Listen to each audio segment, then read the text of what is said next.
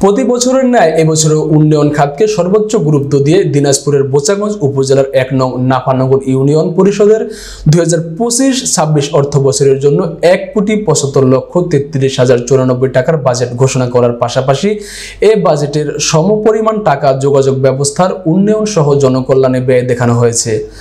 বুধবার সকাল ১১টায় ইউনিয়ন পরিষদ সভাকক্ষে ইউপি চেয়ারম্যান মোহাম্মদ শাহ নেওয়াজ পারভেজ শাহানের সভাপতিত্বে অনুষ্ঠিত বাজেট অধিবেশন সভায় 2025-26 অর্থ বছরের বাজেট পেশ করেন ইউনিয়ন পরিষদের প্রশাসনিক কর্মকর্তা মোহাম্মদ রাসেল হোসেন তালুকদার। এ সময় ইউপি সদস্য যথাক্রমে মোহাম্মদ নবাব আলী, মোহাম্মদ মুজিবুর রহমান, মোহাম্মদ আসাদুজ্জামান আসাদ, মোহাম্মদ আব্দুস সত্তার, বেনিমাধব রায়, মোহাম্মদ গোলাম মুস্তফা, শঙ্কর চন্দ্র রায়, মোহাম্মদ জসিমউদ্দিন, মোহাম্মদ মহসিন আলী, মোসাম্মদ নুরুফা বেগম, মোসাম্মদ বিউটি বেগম, মোসাম্মদ কশ্মীরা বেগম ও ইউনিয়ন পরিষদের হিসাব সহকারী ফটিক চন্দ্র দাস সহ এলাকার সুদীজন উপস্থিত ছিলেন। সভাপতির বক্তব্যে ইউপি চেয়ারম্যান শাহান পারভেজ এই বাজেট বাস্তবায়নে ইউনিয়নবাসীর সার্বিক সহযোগিতা কামনা করে বলেন, এই ইউনিয়নের যোগাযোগ ব্যবস্থা অত্যন্ত খারাপ। যোগাযোগ ব্যবস্থা উন্নত না হওয়ার কারণে কৃষকরা তাদের উৎপাদিত পণ্যের সঠিক মূল্য পাচ্ছে না।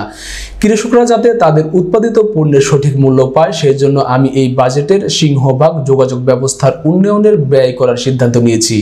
আপনাদের সহযোগিতা পেলে আগামী দিনে একটি স্বচ্ছ ইউনিয়ন পরিষদ গড়ে তোলার মাধ্যমে নিজেকে জনসেবায় নিয়োজিত রাখার প্রত্যয় ব্যক্ত করছি। আমার জনগণের প্রতি বা আমার ইউনিয়নের যারা ভ্যাট ট্যাক্স দেয় তাদের প্রতি আমার ধন্যবাদ যে তারা আমার এই ট্যাক্স এবং আমার আজকের যে বাজেটে আমার 10 লক্ষ টাকার উপরেই আমি ইনকাম সোর্স এবং এইখান থেকে আমাদের সম্মানী ভাতা জমিদারদের গ্রাম্য পুলিশদের সব মিলে এই ব্যয়টা আমরা করে থাকি। এই যে আমার খাতা, কারেন্ট বিল, আমার বয় নির্বাচন, ঘরের যা আছে, ইউনিয়ন পরিষদ কিন্তু নিজস্ব সরকারি কিন্তু এখানে কোনো কিছুই দেয় না।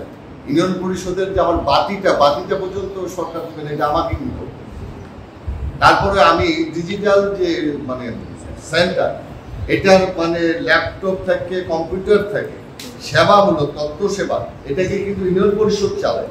তো সর্বোপরি আমার ইউনিয়নের পক্ষ থেকে আমার ইউনিয়নের যে আজকের যে বাজেটের মানে সচিব সাহেব যেটা বললো যে আমার সরকারি এবং আমার যে আমার নিজস্ব অর্থায়নের আমার রাস্তাঘাট অত্যাধিক খারাপ যোগাযোগ, আমি এই কারণে যোগাযোগে বেশি গেছি।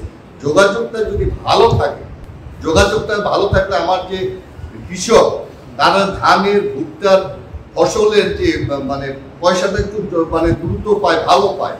যোগাযোগ না থাকলে তাদের মালপত্র নিয়ে যেতে ভ্যান বা গাড়ি আসতে অসুবিধা হয়, যার কারণে আমি যোগাযোগ ব্যবস্থাটাকে তাদের ফসলের নির্ধারিত মূল্যের জন্য আমি এটা চেষ্টা করি।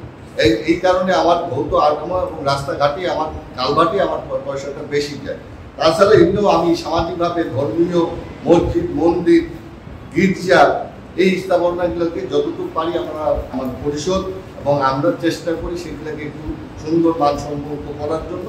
আমরা চেষ্টা করবো আগামী দিনে এই বাজেটে আরো আপনাদের মতামত সেগুলোকে প্রতিফলন করার এবং আপনাদের সহযোগিতা একান্তভাবে আমি আহ্বান করতেছি।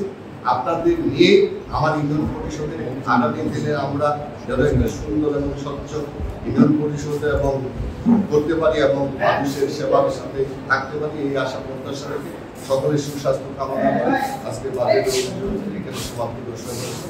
আসসালামু আলাইকুম। আদাব। বাজেটের দুইটা অংশ থাকে, একটা হচ্ছে রাজস্ব হিসাব, একটা হচ্ছে উন্নয়ন হিসাব। রাজস্ব অর্থাৎ আমরা ইউনিয়ন পরিষদ থেকে যে ইনকামগুলো করতেছি এবং এগুলো ব্যয় করতেছি, এগুলোর একটা হিসাব। এবং আরেকটা হচ্ছে সরকার আমাদেরকে বিভিন্ন সময় অনুদান হিসেবে যে উন্নয়ন করার জন্য যে টাকাগুলো দিচ্ছে সেগুলো আমরা কিভাবে ব্যয় করতেছি সেটার একটা হিসাব। ট্যাক্স কালেকশন করতে গেলে কেউ হয়তো দেয়, কেউ আবার দেয়। আপনারা সহযোগিতা করবেন, আমরা যদি সেই টাকাতে 100% করতে পারি, মানে সেবা মানে কর দিবে, সেবা দিবে। পরিষদের আয়ের উপর নির্ভর করে ব্যয় থাকবে। আয় করলে আমরা ব্যয় বাড়াতে পারবো। স্যারকে আমরা চাহিদা দিয়েছিলাম 26 টাকা, স্যার আমাদের 18টা ভিজিয়ে দিয়েছে। ইউনিয়ন পরিষদ থেকে এটা সুবিধা পায় না, ওটা সুবিধা পায় না, আমি এতদিন করছি এটা আমার হয়, এটা আমি পাই না। এখন যেহেতু আমি ফিল্ডে কাজ করতেছি, সেগুলো কাজ ওদের সমস্যাগুলো আমার সমস্যা সমাধান করা। আমি যেন আসি পরিষদে, আমাকে যেন পরিষদের সকল স্টাফ আমাকে যেন সহযোগিতা করে।